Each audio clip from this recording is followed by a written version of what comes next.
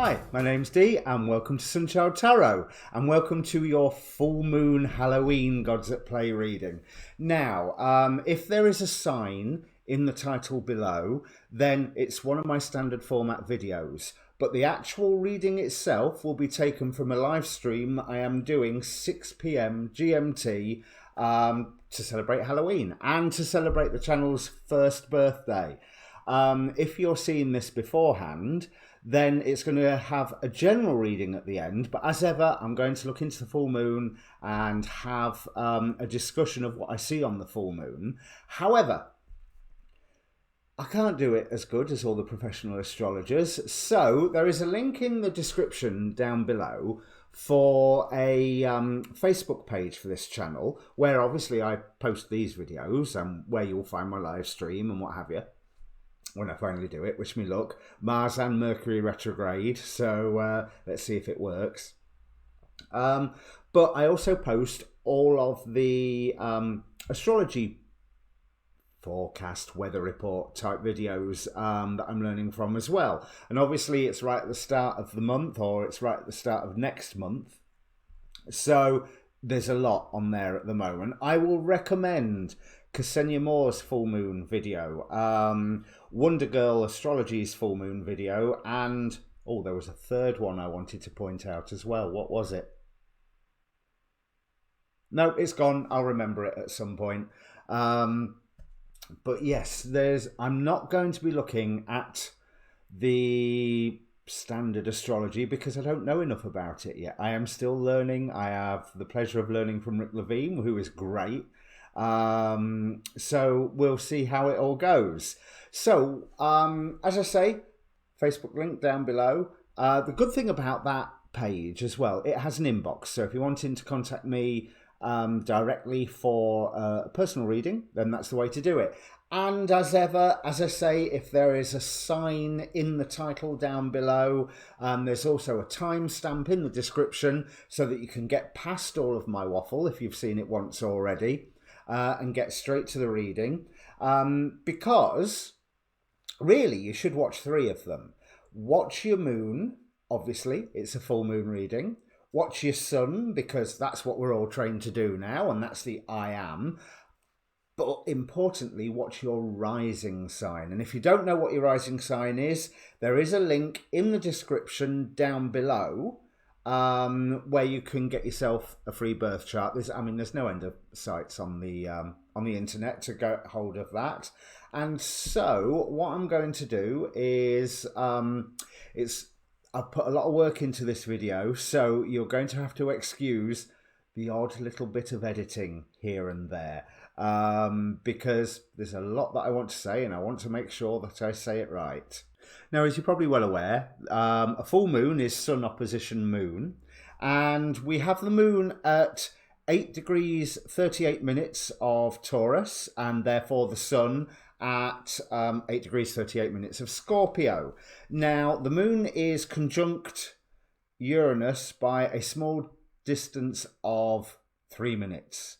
You know, they are literally that far apart, their centres. So Taurus is a sign about stability.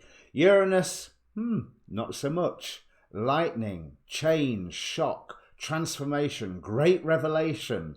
So we have the moon settling nicely into the stability of Taurus, with Uranus there trying to shake everything up. Now, that could be very interesting when we look at the time that we're in, especially if you are in America right now.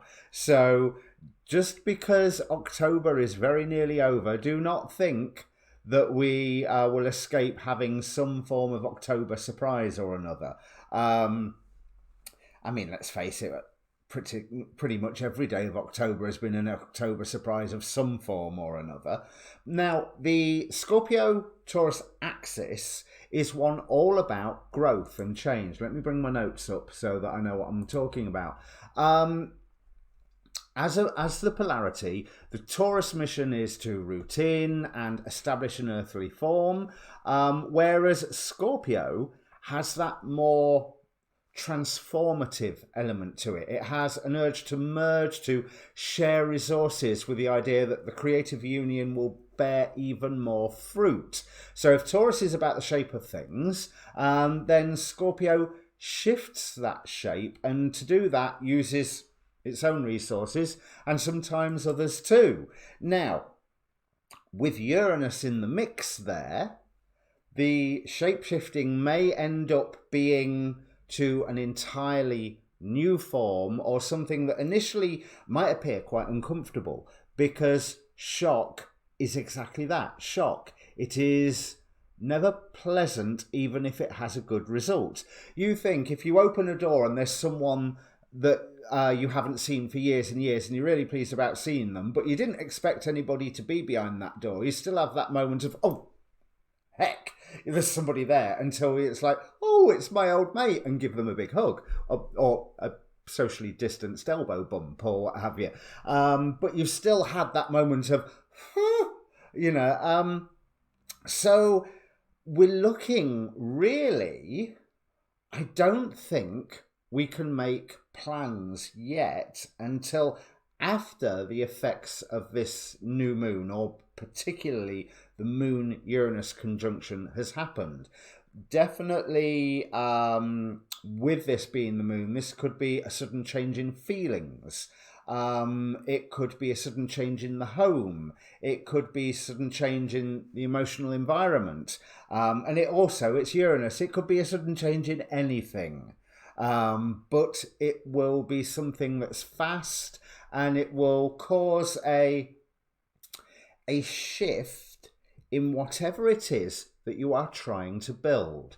So let's just have a look at the symbols for 8 degrees Taurus, because every degree has its own symbols. We have the Chandra symbols, which I think is the same name for the inside degrees that you will hear astronomers talk about. Obviously, there's the Sabian symbols as well. Now, the Taurus, 8 degrees Taurus, the inside degree is a talkative woman with tape over her mouth. And what this describes is the creative force at odds with itself. What you would do, what you wouldn't do, facing the truth that everything personally generated fails to satisfy. Spirit is 8-4 in its absence. Something is missing. Massive pride comes screeching to a halt. It's a very high vibration, which again, if you think about Uranus, Uranus is the higher octave of Mercury, if I remember rightly. So communication that's coming in. And let's not forget that we've got Mercury retrograde and Mars retrograde all going on in this. And if I remember correctly, isn't Mercury retrograde in Scorpio? Let me just have a look at my full moon chart, which all of a sudden I seem to have misplaced. Why would it not be there? Of course not. Anyway, there we go. I found it. So let's have a look. No, it's regressed back into Libra by this point, but it's gone into Scorpio and then come back again. So there is a sort of an element of that transformation power going on. Now I've lost my symbols. Where have I put them? No, that's Scorpio. A very high vibration, inward places calling you, but the abyss features radical self-overcoming. And there is nothing to say, everything to do, with nobody left to do it, except the forgotten one inside who knows the way. Now that is beautiful, and it really calls into that idea of the shape-shifting that the Scorpio-Taurus axis brings in, because of that very phrase, their radical self-overcoming. So this is hopefully a wonderful opportunity for us to move past one of our own blocks or one of our own goalposts.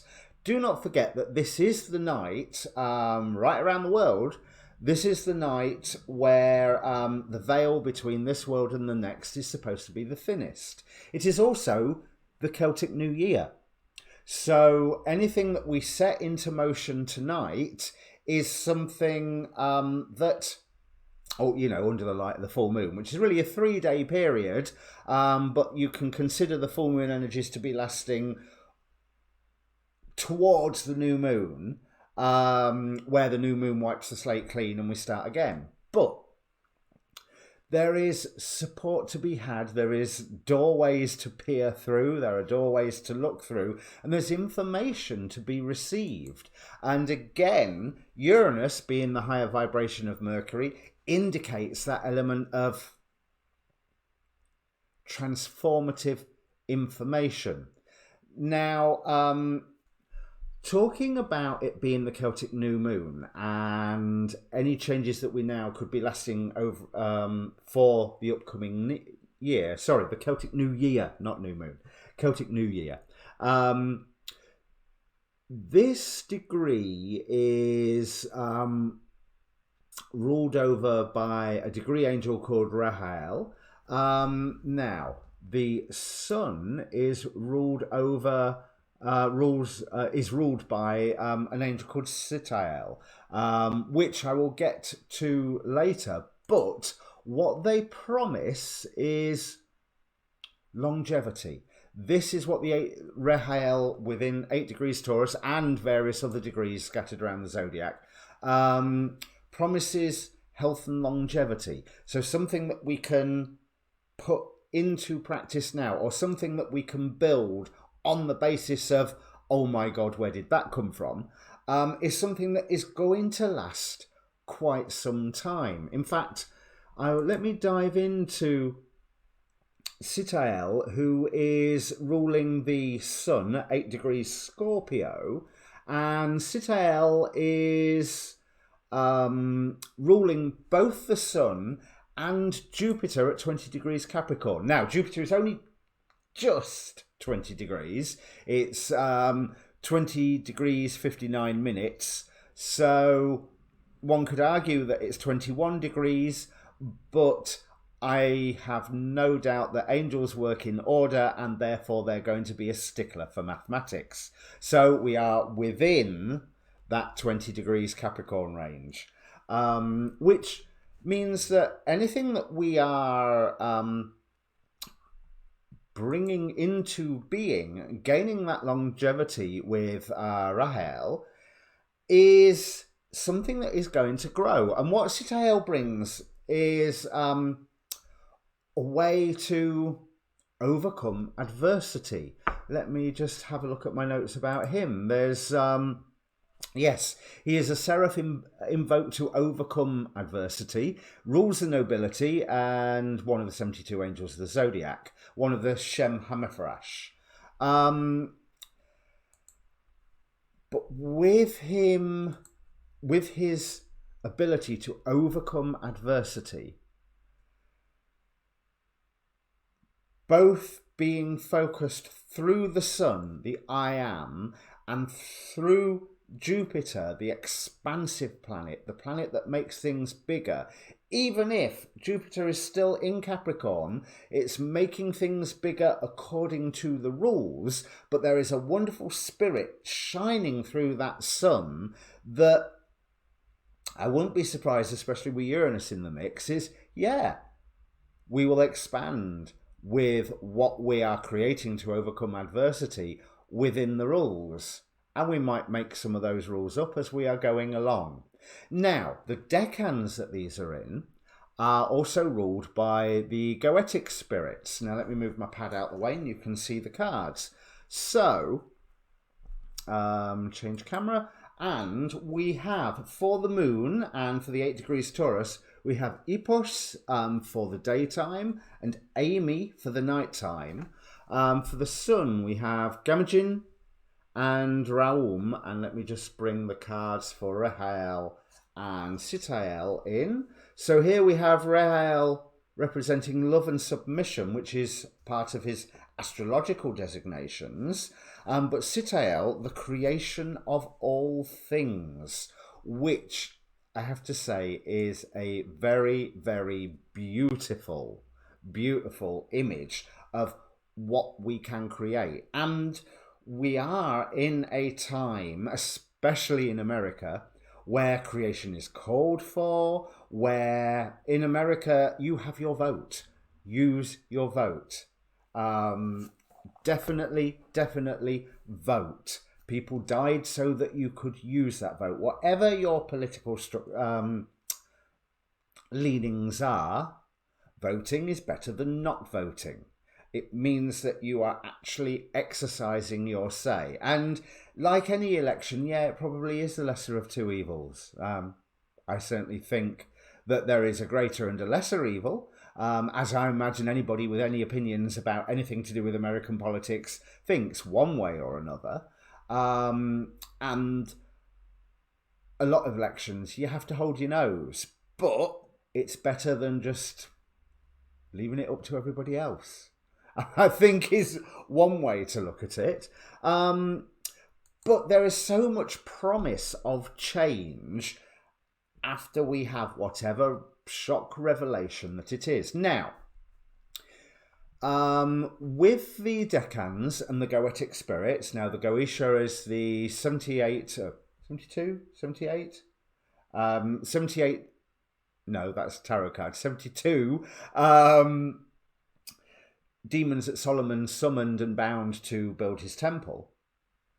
They each controlled decans, and one controls a decan in the daytime and one controls the decan in the nighttime. So with the moon and Epos and the sun and Gamagin, or Samagina, as he is known. Now, this to me indicates a time of revelation. Strangely enough, revelation, especially concerning those who have passed on in sin, which is that Epos, or is that, yes, that's Gamagin or Samagina. He teaches the liberal sciences and delivers news about people who have died in sin. He can summon the souls of drowned men and those who are in purgatory. Whereas Epos imparts confidence, eloquence, presence, independence, inspiration, humour, grace and bravery. He can also cause destruction. He can reconcile friendships, reveal secrets. So again, we've got that image of revelation of some secrets, and influence decisions. And you can say that in a political campaigning period, there's a lot of people trying to influence decisions. He rules over self-development and divination. And what was it that Chandra symbol was saying with Taurus? That radical self-overcoming. So for the daytime energies, if the full moon's in the daytime, any form of transformation that you are embarking upon has that little bit of whammy, that little bit of extra support that you might not have accepted beforehand. Now let's have a look at what's going on at night time. Now this is Raum, and Raum with the sun, 8 degrees Scorpio, and Amy with 8 degrees Taurus. Now, Amy is a warrior. Raum steals and relocates treasures, often from kings. I'll leave that one there. Now, what I can draw from that sort of reaction, so this is where the full moon is happening at night time. It can be people fighting to keep or regain what they have had, or more to the point, those that are in power losing resources while the general populace is empowered to fight and to stand up. And this standing up point is another part of this full moon, which I will explain, because I drew a chart for the end of the Mayan calendar for the point that the sun goes into 0 degrees Capricorn back in 2012. So that was the 21st of December. I think it was also one of the doomsdays, wasn't it? Oh my God, the Mayan calendar is coming to an end. That's it. The world's cancelled. Yeah. How do you think about that now? Now we know what a cancelled world looks like. Now, the sun in this full moon, 8 degrees Scorpio, is conjunct the Saturn out of that chart. Now, let me just find, because I've put some notes down here. Of course, I'm not finding it very... here we go. So, yes, it is conjunct to the Sun by 1 minute. 1 minute. I mean, they are practically on top of one another. Now, the when the Sun conjuncts Saturn, let's have a look what I've got written here. It's a time to stand up. It can be a time of great satisfaction with achievements, recognition and promotion, and it can also be the other side, a time of privation, insecurity and hardship. Now, I imagine there's going to be an element of either or going on. Again, if you look at the political scene, but it's not just all about America. This is this personal transformation energy is worldwide. And there are certainly a lot of political forces acting worldwide at this same time that will all benefit or be debilitated by this very transit. Now, if you think about what the end of the Mayan calendar was, the Mayan calendar, the Bactun, is a huge cycle, and astrology is all about cycles. And the fact that we are being called to remember through the I Am, through the Sun, to the chart of the end of the Mayan calendar, to the planet of time, of, yes, restrictions, but more to the point, lessons. I mean, one thing that you do have to remember is, okay, Kronos ate his children. Yeah, we know. But he also ruled over a golden age on the earth before those children all managed to escape, thanks to Zeus being hidden in a cave. So it is that ancient golden age. It is a promise of that golden age, which again, the end of the Mayan calendar did used to talk about. Now we're going to start elevating. So if you want to talk about all the here comes the age of Aquarius business, you can do. I'm still not entirely sold that we are anywhere near Aquarius, but if you think about it, that's not a change that's going to change like that. That's a change that's going to have the world change over the course of, at the very least, several decades, if not a few hundred years. But I think it is absolutely beautiful that this one full moon, on the night where the veil is thinnest, is calling us back to the energies of the great cycle of the Mayan calendar, with the message, it is time to stand up and be counted. Sun conjunct Saturn transit means you must stand up and be counted. Hard work, discipline and patience are needed to attend to your duties and obligations, and you may have to take on extra responsibility or act as a mentor and guide. Now, if we are here to change the planet, let's get on with it. There's your extra work and responsibility. If we are here to help other people realise their role in changing the planet, being that mentor and guide, get on with it. Also, be aware that this is an energy affecting everybody, so you may suddenly find the arrival or the influence of a mentor or guide is really appropriate for you right now. But as we hear so many times, and America has definitely heard this so many times over the past few weeks, we are at a precipice.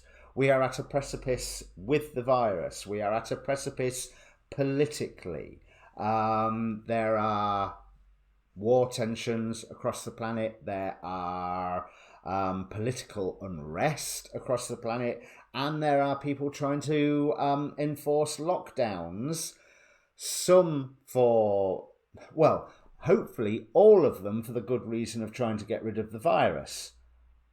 But lots of people are questioning that one way or another. So, you know, there's so many different ways that you can look at things. I personally think there is a killer virus on the loose. Let's minimize contact for the time being, because with a sky like this, there is plenty of work we can be getting on with, and there is plenty of personal transformation that we can be getting on with.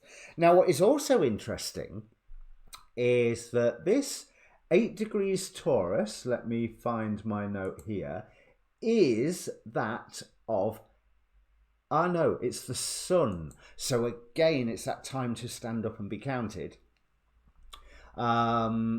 Is Edgar Allan Poe's North Node. So if you want to think about someone who has, with the effect of their life, have done something with longevity that has stood the test of time. We all know Poe's stories to this day. We all know what Poe represents. There's a rather interesting point about how he was supposed to have died. Let me just bring those details up. Give me a second. No, that's not there. So basically, he had died of what looks like alcoholism, or at least, and he was a known drinker, but at least on the night where he was found, he was utterly, not sure what word I can use on YouTube and not get struck for it. So he was drunk. He was very, very drunk. But there's a really interesting one theory from 1872. I got this from Wikipedia. You know, I do all the best research. Suggests that cooping was the cause of Poe's death. Now, what this is a form of electoral fraud in which citizens were forced to vote for a particular candidate, sometimes leading to violence and even murder. So they would get somebody drunk and then take them from polling station to polling station to polling station, getting them to vote for the specific candidate of their choice. That's something I think that we need to watch out for, because remember, it is time to stand up and be counted. It is time to transform. It is time to overcome your own barriers and really, really transform. And I think that's everything that I want to talk about in this video about the full moon. I have another aspect of the full moon that I'm going to discuss in a separate video, because I'll give you a quick précis of it. I'm a comics geek. You can tell somewhat, can't you? So I very much see superheroes and the comic superheroes as a modern mythology. They are playing out those archetypal stories again and again and again. So as I started learning astrology, I was like, well, this is so heavily mythology based. Oh, I will have a look at various points in comics history. You know, I've drawn up charts for when certain characters are introduced to the public. So it's publication day, New York, 6 a.m. always, depending where the company is based, but pretty much New York, 6 a.m. Of the shipping day of that comic, and that is the birth of a character. I can discuss that another time. But I also have done charts for the publication just of certain comics. This full moon is conjunct the Mars of DC's 2005 crossover Infinite Crisis. Now, if you follow comics, you know what I'm talking about. If you're interested on where I'm going to go with this, keep your eye out for my Infinite Crisis full moon video, which I'm going to film after this one. But in the meantime, back to the more serious stuff. Let me shuffle cards and start the general reading. Right, so now I've pressed the record button. Let's have a look at Taurus, which this is in your first house, which this is how people see you and the impressions that you give. And let's see what forces are firstly working against you. The way these readings are designed, as I've said, the top row represents the Archons. And we have Serenos for shape-shifting. Yeah, and well, Kernanos. I've always called him Serenos, but it's Kernanos, isn't it? We're shape-shifting. And then on your side is that one, because it wants to come out. And we have Nuada with perfection. So this top row represents the Archons and the masks that they wear. And the bottom row represents the actual pagan gods themselves, the energetic entities that are the basis of the gods. You can argue whether they are egregores or valid beings. I prefer to think of valid beings because I think it's respectful. And they are there to lift us up towards the divine. So that one wanted to come out. We have Perseus with courage.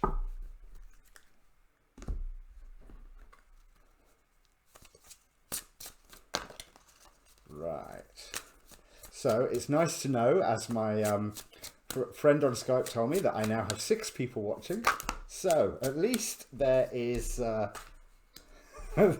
least I know I'm performing to an audience. All of a sudden I'm nervous now. There is a bit of a difference, certainly with the whole live streaming and the just generally recording. Because with recording, I can always press stop and then start again. As you saw me attempt to do a few moments ago after the Aries reading. Right, let's have a look at this one. Rhiannon with self-trust. So the decks that I'm using, we have the Gods and Titans Oracle. We have the Mythic Oracle, the Goddesses and Sirens Oracle, Greek Mythology reading cards, and then finally I will be using that one wanted to come out, and then that one. Dark Goddess Oracle.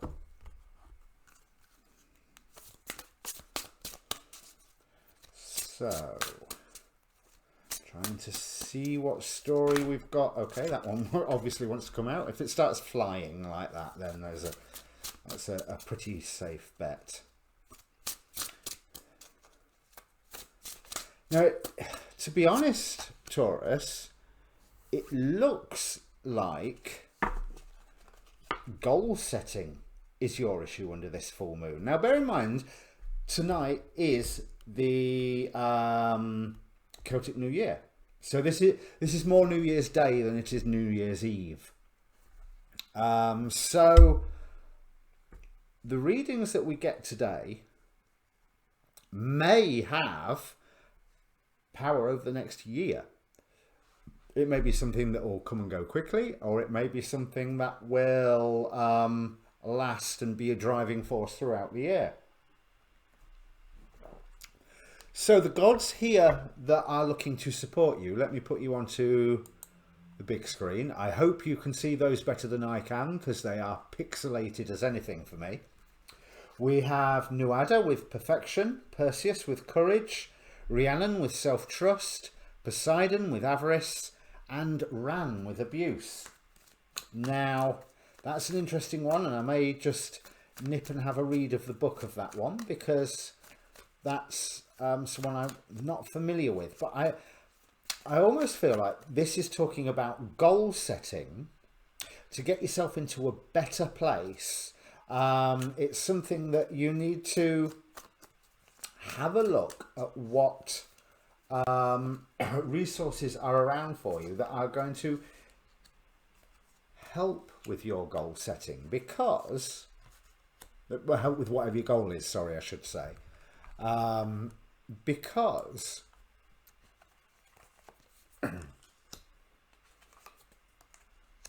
this Apollo with clarity as one of the archontic forces that are aligned against you, oh,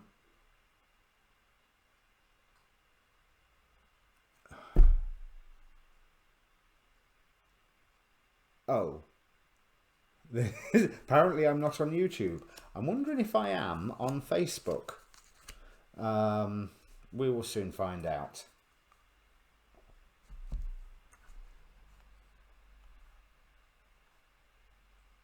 Oh, I can't find out. Let's just send a message to my friend. Am I on? Oh, I am on Facebook. All right, so at least thank you. But that was slow, mind you. I suppose there's the delay, isn't there, on the Facebook thing. So we have Kernos with the Three of Cups, indicating that there is some influence around you that is not entirely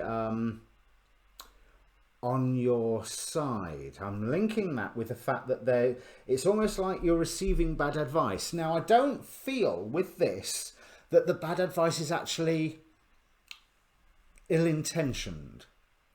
I feel that it is actually quite well-intentioned, but wrong. Simple as that. It's wrong because it's almost, right, I get it, because here we've got the Seven of Swords, which, as you know, is lies and deceit, secrets and lies. It's almost like there's somebody who has been fed a line of nonsense that is then, in all innocence, repeating that line of nonsense to you. And I think that line of nonsense is something very much within, stay within the lines. Do what you need to do to stay within the lines. But it's almost like there's going to be some form of call to action. And look, we've got that karma card again for the final place here. And there's a call to action to...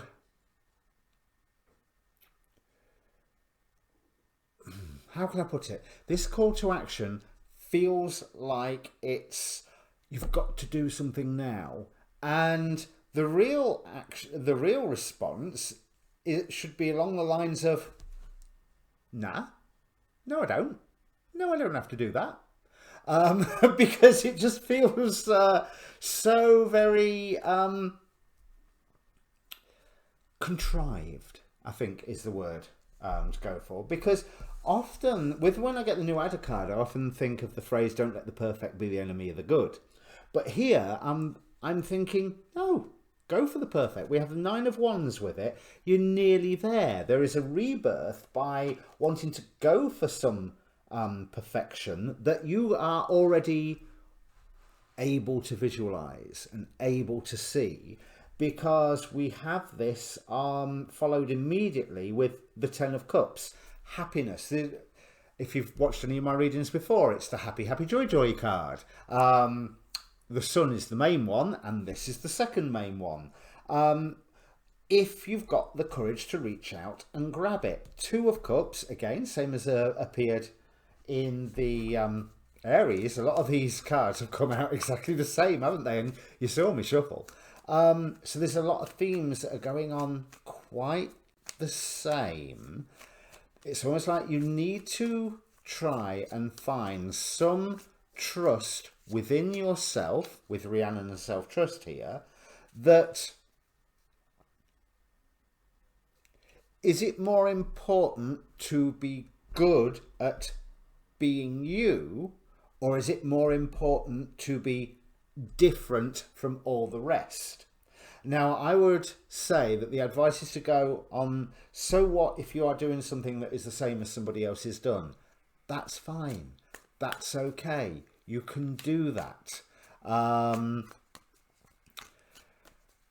The drive for finding your own path, where you are hemmed in and you are crammed in by rules and legislation that someone else has put down, it seems like an effort that's not really worth it, and one that you're being manipulated into. And messages are coming to get you to go and, I've got to do this thing. And no, it's better to stay home, protect home, and focus on what it is that you are trying to achieve long term. Now, where have I put my books? Because I don't want to get it wrong about Ran.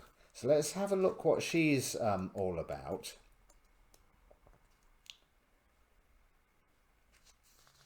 So the warnings in this, and bear in mind that this is a goddess here to support you. She was an archetypal ravager of Norse origin. She was seen as the darker, more destructive side of the sea's nature, and she made no bones about it. Using her alluring beauty, her legendary long black hair, incredible strength, and her magical net, her hobby was collecting souls to populate Agerheim, in particular seafaring men, dead or alive. So again, there's that image of goal setting. There's that image of, I want that and I'm going to go get it. And here, the cards are definitely saying, yes, you should. So if there is some form of goal that you've already set your heart on, even if somebody else is trying to distract you away from it, pretty much this is saying, stay focused on what you are trying to achieve. Okay, so let me try and sort these cameras out again, and I will be back online shortly.